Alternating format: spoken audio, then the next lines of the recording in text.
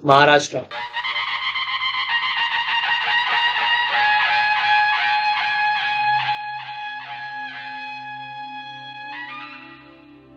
India का तीसरा सबसे बड़ा राज्य और दूसरा सबसे ज्यादा पॉपुलेशन वाला राज्य आजकल एक पॉलिटिकल क्राइसिस से गुजर रहा है। शिवसेना, जो कि महाराष्ट्र की एक प्रोमिनेंट और डोमिनेंट पार्टी है, अब दो हिस्सों में बंट चुकी है। एक तरफ है उद्धव ठाकरे, जो कि महाराष्ट्र के चीफ मिनिस्टर है, और दूसरी तरफ है एकनाथ शिंदे, जो कि महाराष्ट्र में बहुत ही जाने माने लीडर है। एकनाथ शिंदे का कहना है कि पावर के लालच में उद्धव ठाकरे ने एनसीपी और कांग्रेस के साथ हाथ मिला के सरकार तो खड़ी कर ली, मगर उसी पावर की लालच में उन्होंने हिंदुत्व की आइडियोलॉजी को त्याग दिया। वहीं दूसरी तरफ उद्धव ठाकरे कहते हैं कि उन्होंने अभी तक हिंदुत्व की आइडियोलॉजी को नहीं त्यागा है। तो आखिर ये सब खिचड़ी है क्या, जिस वजह से शिवसेना की सरकार गिर गई और उद्धव ठाकरे को चीफ मिनिस्टर की पोस्ट से रिजाइन करना पड़ा? यही सब जानेंगे हम आज की इस वीडियो में टाइमलाइन के साथ। ये सारे विधायकों ने मन बना लिया है एक सुर में, अगर इनकी बात नहीं बनेगी तो ये विधायक सारे इस्तीफा देंगे। He has, we know, the support of 21 other MLAs, but he does need the support of 16 more Shiv Sena MLAs to be able to legally break the party with all the anti-defection rules and laws in place. It is not just 22. Earlier reports came in of 12, then 22. It seems that the number has gone up to 35. It is now being said that a top neta of the BJP is said to be in touch with the Eknath Shinde from the state of Gujarat itself. हम लोग रोज बोले तो हमारा एक ही नेता है उद्धव ठाकरे, बस शिवसेना हम उसके साथ में हम लोग रहेंगे। कोई भी आने दे कोई भी आने दे, उनको सबको गिराएंगे, लेकिन हमारा नेता एक ही है। शिवसेना अंगार है, बाकी सब अंगार है। शिवसेना अंगार है, बाकी सब अंगार है। हमारी कहानी की शुरुआत होती है 20 जून 2022 से, जब शिवसेना पार्टी एक लेजिस्लेटिव काउंसिल इलेक्शंस के लिए अपने एमएलएस को बुलाती है, मगर उस इलेक्शंस में एकनाथ शिंदे और कुछ 11 एमएलएस गायब थे। फिर कुछ घंटों बाद पता चलता है कि एकनाथ शिंदे उन्हीं 11 एमएलएस के साथ सूरत यानी गुजरात में एक चार्टर्ड प्लेन से लैंड किए।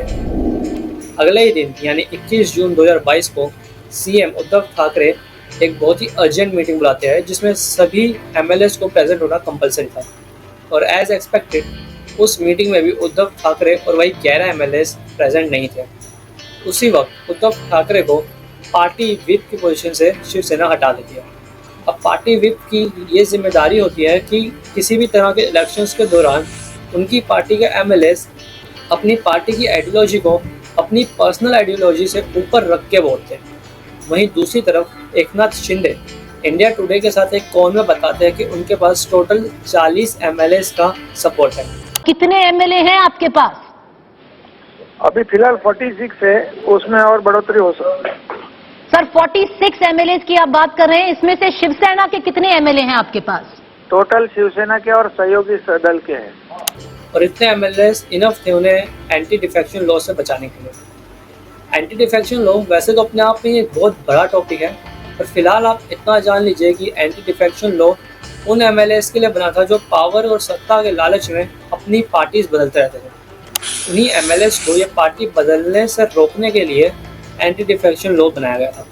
मगर इसमें एक एग्जम्पशन भी है कि अगर किसी भी रूलिंग पार्टी के 2/3 एमएलएस उस पार्टी को छोड़कर दूसरी पार्टी ज्वाइन करना चाहते हैं, तो उन्हें एंटी डिफेक्शन लॉ के अंडर पावर से नहीं हटाया जा सकता। ऐसा रिसेंटली ही मेघालय में भी हुआ है, जहाँ पे कांग्रेस की सरकार गिर गई थी, और यहीं से शिवसेना सरकार की प्रॉब्लम्स शुरू हो जाती है, क्योंकि एकनाथ शिंदे को 37 एमएलएस की ज़रूरत थी, जो कि ऑफकोर्स 2/3 से ज़्यादा है, एंटी डिफेक्शन लॉ से शिंदे को बचाने के लिए।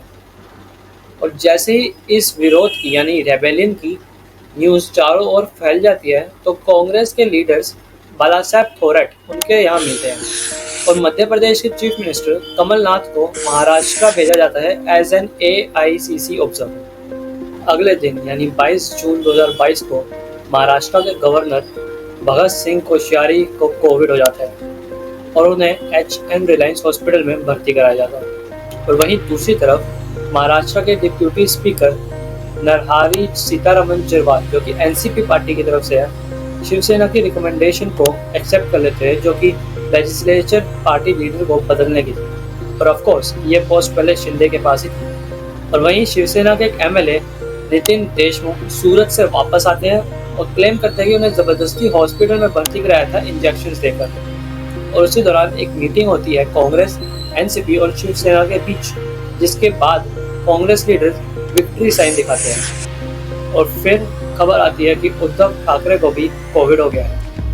और वहीं सूरत मूव करने के एक दिन बाद रेबल एमएलएस और शिंदे गुवाहाटी यानी असम मूव कर जाते हैं। तो वहाँ पे कुछ और शिवसेना के मिनिस्टर्स जैसे कि शंभू राजे देसाई, अब्दुल सट्टर, संदीपन बुमरे एंड बच्चू काडू जो कि प्रहार जनशक्ति पार्टी से जो कि एक और शिवसेना की अलाइड पार्टी है, चार्टर्ड प्लेन से गुवाहाटी पहुंचकर शिंदे को ज्वाइन कर लेते हैं।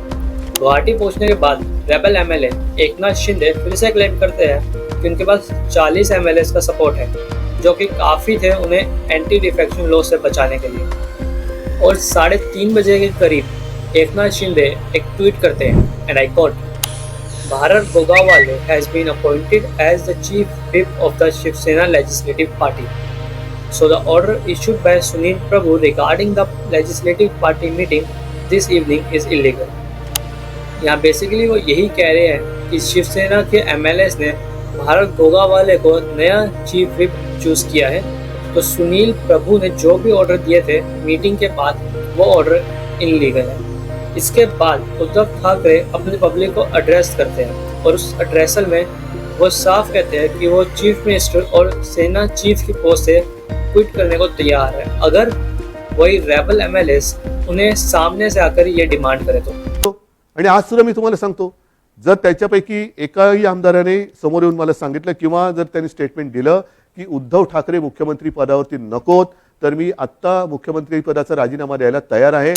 और इस पब्लिक एड्रेसल के कुछ घंटे बाद वो चीफ मिनिस्टर के ऑफिशियल रेजिडेंट वर्षा को छोड़कर अपने पर्सनल रेजिडेंस मतोश्री बंगलो में जो कि बैंड्रा में है वहाँ शिफ्ट कर जाते हैं। और वहाँ पे कई सारे पार्टी वर्कर्स स्लोगन्स और फूल की बारिश करके उनका स्वागत भी करते हैं।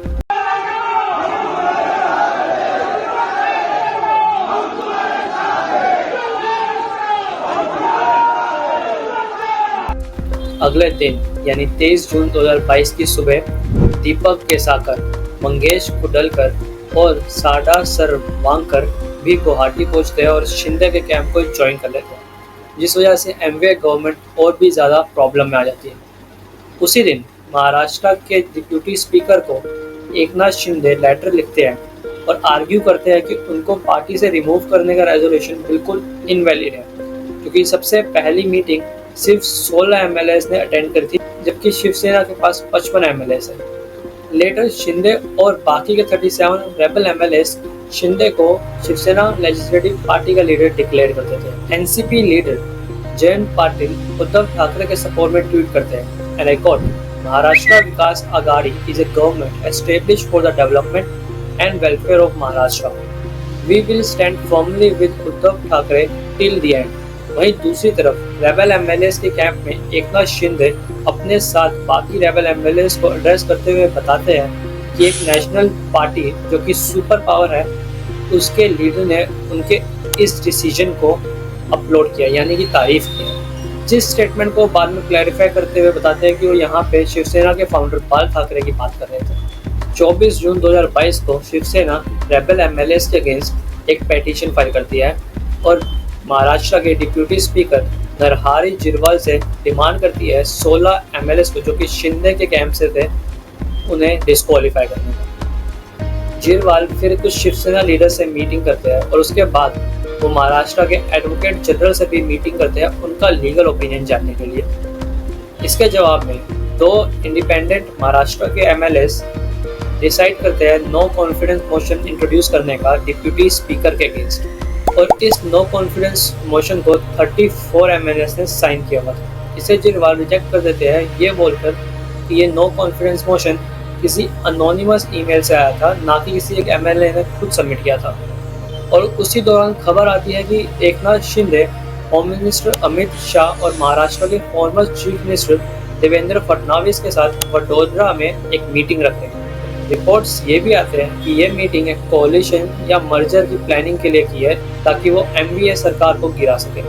25 जून 2022 आखिरकार महाराष्ट्र का पॉलिटिकल क्राइसिस सड़कों पर दिखाई देने लगता है। कई सारे शिवसैनिक इकट्ठे होकर उद्धव ठाकरे के सपोर्ट में स्लोगन्स रेज करने लगते हैं और कई सारे रेबल एमएलएस के ऑफिस को वैंडलाइज कर देते हैं। रेबल एमएलए तानाजी सावंत का ऑफिस जो कि पुणे में है, उसे तहस नहस कर देते हैं।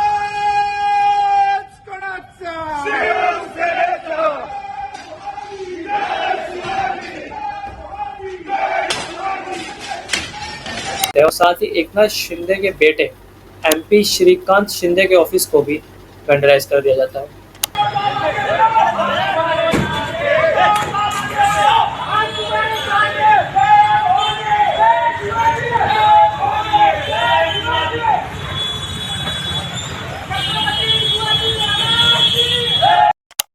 उसी दौरान डिप्यूटी स्पीकर एक नोटिस इशू करते हैं उन 16 एमएलए से जवाब मांगते हुए कि वो शिवसेना की लेजिस्लेटिव मीटिंग में क्यों नहीं थे।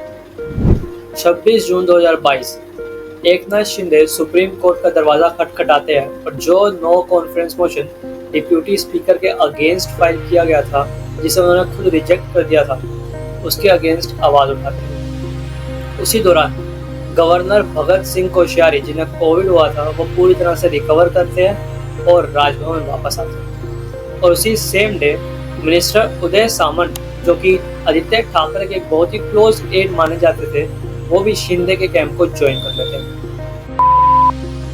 27 जून 2022 आखिरकार एकनाथ शिंदे और उनके रेबल एमएलए थोड़ी राहत की सांस लेते हैं, क्योंकि डिप्यूटी स्पीकर ने जो उनसे डिस्क्वालिफिकेशन से रिलेटेड एक जवाब मांगा था, उस जवाब की आखिरी डेट को सुप्रीम कोर्ट 12 जुलाई तक एक्सटेंड कर देती है। और साथ ही वो डिप्यूटी स्पीकर को निर्देश देती है जो नो कॉन्फ्रेंस मोशन के अगेंस्ट इंट्रोड्यूस कराया गया था और उन्होंने खुद रिजेक्ट कर दिया था, उसके रिगार्डिंग एक डिटेल्ड एफिडेविट सबमिट करने के लिए। 28 जून 2022 बीजेपी लीडर देवेंद्र फडणवीस महाराष्ट्र के गवर्नर से मिलते हैं और उन्हें एक लेटर देते हैं। उस लेटर में वो गवर्नर से रिक्वेस्ट कर रहे होते हैं कि वो एमवे गवर्नमेंट को उनकी मेजोरिटी प्रूव करने के लिए कहें, और महाराष्ट्र के गवर्नर भी बिल्कुल ऐसा ही करते हैं और उन्हें 30 जून 2022 यानी थर्सडे तक का समय देते हैं स्टेट असेंबली में अपनी मेजोरिटी प्रूव करने का।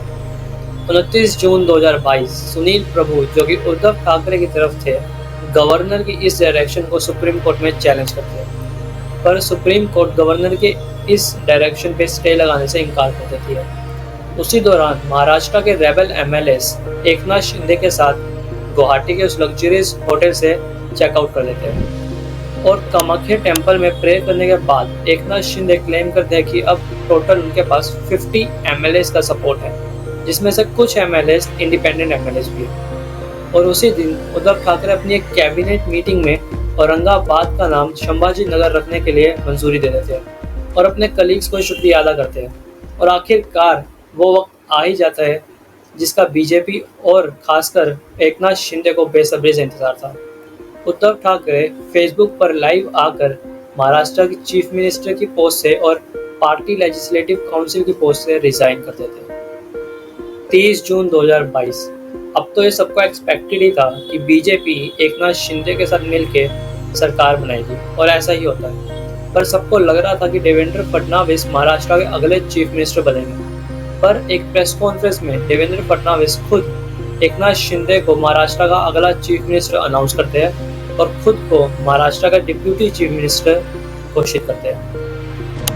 भारतीय जनता पक्षाने हा निर्णय केला की श्री एकनाथ शिंदे साहेब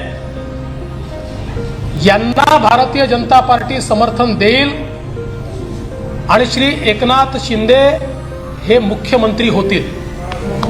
और इसी के साथ महाराष्ट्र में महाआघाड़ी गवर्नमेंट, जिसे उद्धव ठाकरे लीड कर रहे थे, गिर जाती है।